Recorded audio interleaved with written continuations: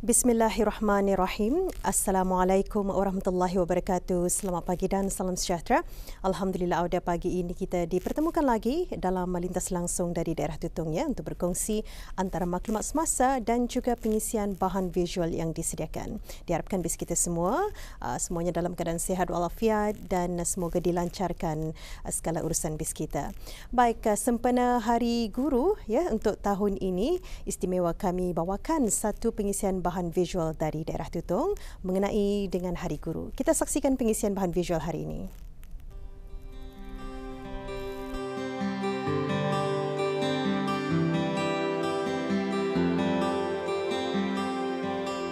Guru ibarat pelita yang menerangi anak bangsa dengan ilmu pengetahuan yang berguna untuk masa depan serta melahirkan modal insan yang berjaya. Tanggungjawab yang dipikul oleh seorang yang bergelar guru dan pendidik bukanlah satu tugas yang mudah kerana mereka perlu berhadapan dengan berbagai cabaran untuk memastikan perkembangan pendidikan yang berkesan pada pelajar yang antaranya melalui kaedah penggunaan alat bantu mengajar dan penyertaan langsung para pelajar melalui aktiviti yang dilaksanakan. Program Guruku Idolaku yang memfokuskan kepada penglibatan kanak-kanak adalah program pendidikan yang dilaksanakan melalui pengungkaian beberapa aktiviti. Ustazah Liana Zamriah binti Rosli seterusnya menjelaskan. Program ini dinamakan Guruku Idolaku kerana sempena sambutan Hari Guru pada 23 September yang lalu di negara Darussalam. Jadi program ini dinamakan macam itu untuk membawa anak-anak ini atau para pelajar ini khususnya untuk mengidolakan guru mereka. Antara objektif program ini dijalankan adalah untuk mengisi masa lapang para pelajar dengan aktiviti-aktiviti yang berfaedah. Yang keduanya untuk mendidik para pelajar ini untuk mengidolakan guru-guru ini. Di dalam aktiviti ini ada 3 aktiviti penting. Yang pertama itu bicara santai dengan saya sendiri. Yang keduanya peraduan membuatkan ucapan sempena Hari Guru dan yang ketiga aktiviti Games Amazing Race. Okey, baik. Seperti yang saya cakapkan tadi, aktivitinya ada 3. Di antaranya yang pertama tadi bicara santai dengan saya sendiri. Di dalam bicara santai ini saya ketengahkan adab-adab pelajar kepada guru-guru. Jadi dengan adanya perkongsian adab-adab pelajar kepada guru ini, para pelajar akan lebih tahu menjaga adab ataupun bagaimana diorang menghadapi guru. Yang keduanya, di dalamnya juga ada saya seletkan adab-adab dalam belajar. Jadi dengan adanya benda ini, para pelajar akan mengetahui bagaimana adab diorang di dalam belajar. Kemudian ada juga peraduan membuatkan ucapan selamat guru ini sebagai satu penghargaan para pelajar kepada guru-guru. Jadi kami buat peraduan ini untuk diorang mengaplikasikan rasa terima kasih diorang kepada guru melalui ikat ucapan ini. Dan aktiviti yang ada dalam program ini adalah salah satunya juga aktiviti Amazing Race. Tadi dalam aktiviti ini ada 4 stesen. Pertama stesen Fatihah. Jadi dalam stesen Fatihah ini pelajar-pelajar diminta untuk membaca Fatihah. Jadi bukan saja diorang ini diminta untuk membaca Fatihah, jika ada salah baca dalam bacaan Fatihah, diorang ini juga dibetulkan oleh guru-guru yang membaca yang menunggu stesen atau yang mengetahui stesen tersebut. Kemudian yang kedua, stesen baca hafazan 3 qol. Sama juga anak-anak ini disuruh menghafaz mengikut pilihan diorang. Jadi ini dapat membantu para pelajar itu mengingat bacaan Al-Quran.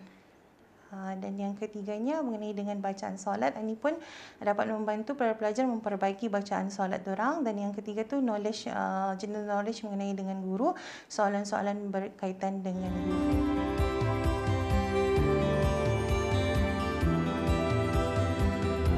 Pendidikan awal di usia kanak-kanak merupakan teras kepada perkembangan intelektual bagi kanak-kanak yang dicorak pemikirannya dengan ilmu pengetahuan yang bermanfaat.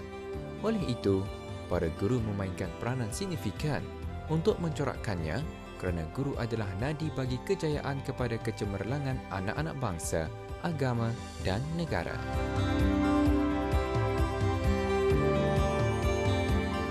Pembelajaran yang melibatkan kanak-kanak secara langsung ini dapat memberi peluang kepada kanak-kanak ini mengasah bakat mereka supaya mereka menjadi lebih berani, lebih aktif dan lebih tahu bagaimana bersosial bersama kawan-kawan. Kaedah-kaedah pengajaran yang boleh tani atau boleh kita ni terapkan ialah kita ni lihat dengan perbezaan umur para pelajar itu.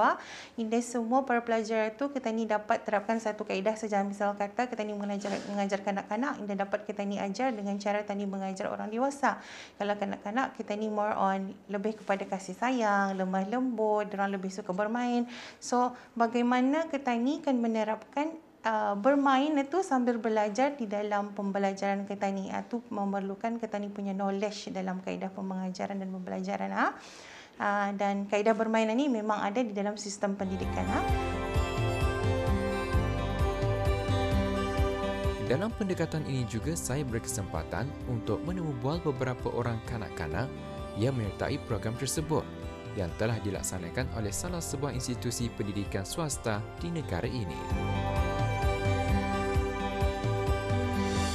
Okey, tadi ada aktiviti-aktiviti yang Arham ikuti. Mungkin boleh kongsikan apa saja aktiviti yang Arham ikut tadi? Macam siok solnya tadi tu.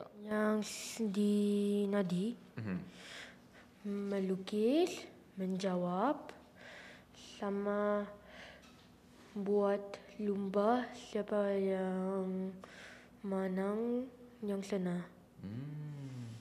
Baik, tadi aktiviti-aktiviti yang Anas ikuti tadi sebentar tadi, apa saja aktiviti yang Anas ikut tu? Macam siok pelang abang lihat tadi, apa saja yang Anas ikut tadi? Belajar baik dari cikgu, dari cikgu, sama sembahyang, sama tidak boleh buat jahat di cikgu. Siapa nama gurunya? Cikgu Heni dan Cikgu Wani. Cikgu Heni dan juga Cikgu Wani. Wani. Tapi mengapa salah satu gambaran ni seakan-akan dalam laut? Apa maksudnya nilai?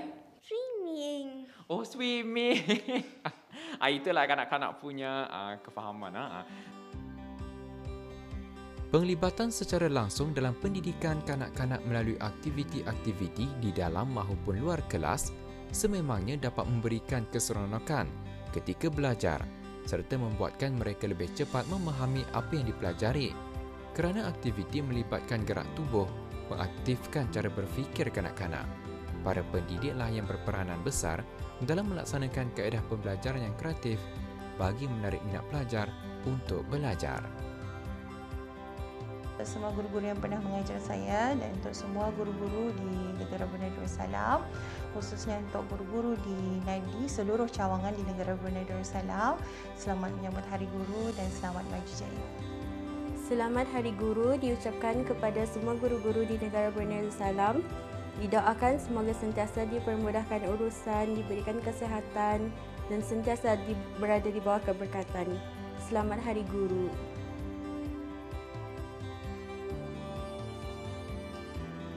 Bismillahirrahmanirrahim. Assalamualaikum warahmatullahi wabarakatuh.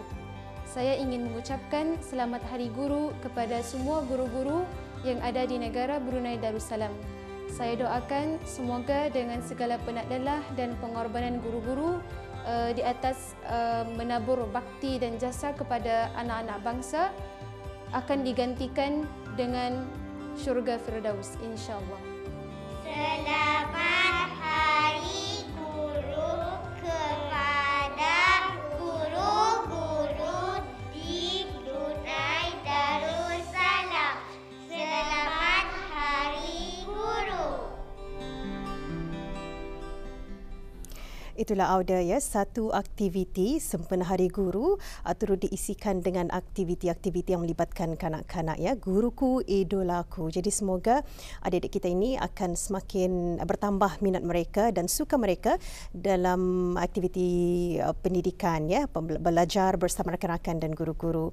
Baik, itulah antara pengisian untuk pagi ini menerusi bahan visual yang dapat kami kongsikan dan seterusnya kita beralih audio mengongsikan antara maklumat semasa yang kita terima.